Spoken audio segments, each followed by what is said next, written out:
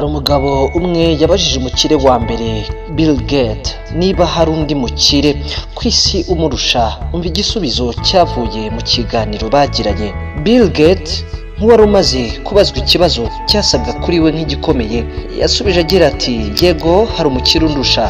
Nuko atangira kumubwira inkuru agira ati ni mu gihe ntari umukire cyangwa icyamamare, nari ku kibuga cy'indege i New York ubwo nabonaga umucuruzi w'ibinyamakuru nshatse kugura ikinyamakuru kimwe, ariko nsanga nta mafaranga ahagije mfite yo kwishyura. Ubwo mpita ndeka gutekereza kukigura. Umucuruzi w'ibinyamakuru ambajije impamvu ntaguze ikinyamakuru, namusubije mubwira ko nta mafaranga mfite yo kwishyura. Umucuruzi arambwira ati ndakiguhaye ku buntu kubera ineza ye yangaragarije, naracyemeye ndakijyana.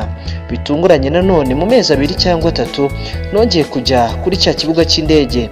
Ubwo yavugaga i New York, nanone avuga ko atigeze abasha kuba afite amafaranga yo kwishyura, ariko n'ubundi yegereye wa mucuruzi w'ibinyamakuru. Uyu mucuruzi nanone ashaka kukimuhera ubuntu.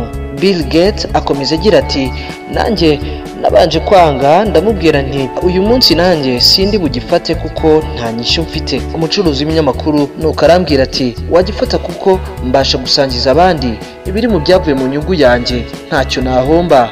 Nuko ubugira kabiri mfata ikinyamakuru.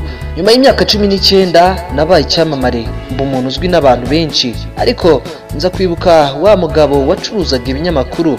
Nuko natangiye kumushaka no kumubadiriza. Nibwo nyuma y'ukwezi n'igice namaze mushaka naje kumubona. Naramubajije nti uranzi? Ati yego ndakuzi, uri Bill Gates. Ndongera namubaza nti ese uribuka ubwo wamaga ikinyamakuru ku buntu? Umucuruzi nawe ati yego ndabyibuka, yewe nakiguhaye bugira kabiri. Ndamubwira nti ndashaka kukwishyura ubufasha wampaye kirya gihe. Buri kimwe wifuza mu buzima bwawe ndakiguha, mbwira niteguye kuzuza ibyifuzo byawe. Nuko umucuruzi aravuga ati nyakubahwa, ese nutekereza nubwo wakora ibyo ushoboye byose udashobora guhanya n'ubufasha naguhaye? Naramubajije nti kubera iki? Arambwira ati nagufashijwe nari umukene ucuruza ibinyamakuru, ariko wowe urimo uragerageza kumfasha ubu mu gihe wabaye mukire mu ba mbere ku isi. Ese ni gute ubufasha bwawe bwahura n'ubwanjye? Uwo munsi nibwo natekereje ko umucuruzi w'ibinyamakuru ari we mukire kundusha, kuko atigeze yifuza kuba umukire kugira ngo akunde abone kugira uwo afasha. Bityo rero abantu bakwiye kumva ko mukuri abakire ari babandi bagaragaza gukira ku mutima kurusha kugira amafaranga menshi cyangwa ubutunzi bwinshi. Nibyo bifite akamaro gakomeye kugira umutima ukize wo gufasha abantu.